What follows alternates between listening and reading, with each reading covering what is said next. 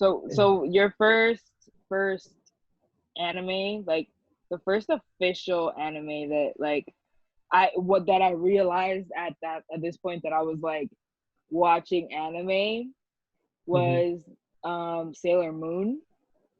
And to this day I can sing the theme song, right? But I watched everything. I watched like I started out dub, like in dub. Like I would not, if something was in dubbed, I would not watch it. Like I literally be like, if it's not dubbed for like American audiences, like why would I even waste my time? Like it's probably not even that good. I started like with, Sailor Moon, because Sailor Moon is a classic. And like who who doesn't know what who Sailor Moon is, or like what Sailor Moon is? It's like the most iconic thing ever. And then like from there, back in the day, this was back in the day when you used to be able to watch like a whole season of anime on YouTube with no problem. Like you with no problem, no ads, no anything. And I literally just went through like the million seasons of like Sailor Moon.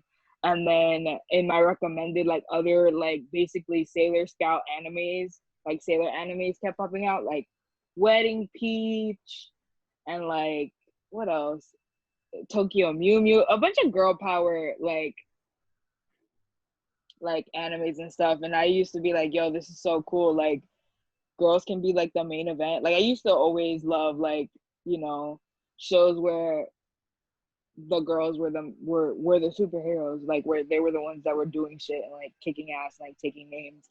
And I think that like um, I really appreciated how like at a young age how like feminist like a lot of anime was, even though there's a lot of misogyny in it. Don't get me wrong, especially with the way that you know, when all of a sudden like somebody's eating a banana and their shirt just like pops up and like half their boob just slides out, like, oh my god, my boob. Or the like zooms in. Like, don't get me wrong, like there's some animes that are pretty fucked up, but at the end of the day, like it's all for laughs. Um, yeah. And then once I got into that, like once I got over like the whole sailor like transformation phase of my life, that's when I started like watching like like Death Note, Full Metal Alchemist, Bleach, One Piece, Fairy Tale, Vampire Knight.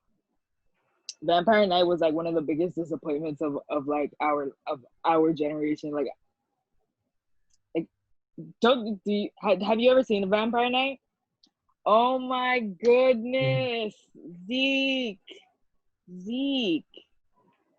Literally Vampire Night is like anyone. So Vampire Night season 1 is like amazing, beautiful. You're literally sitting there like wow, like this story is moving me, like all these characters are working so hard, like you're literally there like this struggle, this love, like who is she gonna fall in love with, who does she want, who are they gonna fight, is he gonna get revenge, like you're all of these questions are all up in the air. And then season 2, like all those questions get answered, but in the worst possible way.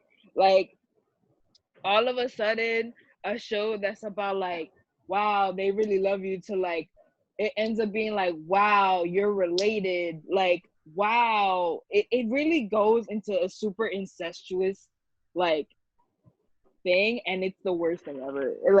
It really hurt. It really hurt. It really hurt everybody that was into it, especially because season 2 took forever to come out.